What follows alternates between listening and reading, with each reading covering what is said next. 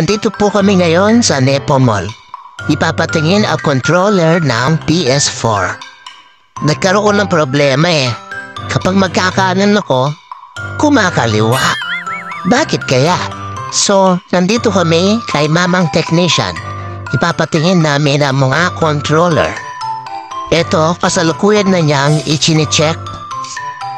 Rating lang, waiting. Sabi niya, wala naman daw nakitang problema.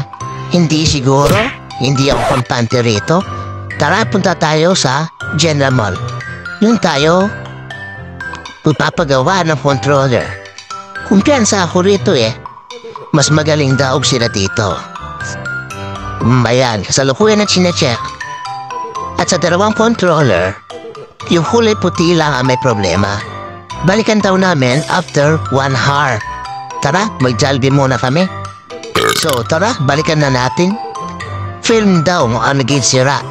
Pinagawa ko na yung charging pin niya. Paalam 800, lipat bulsa ka na muna. Small amount ka lang naman. Check ko nga kung may warranty. Okay, good girl. 7 days.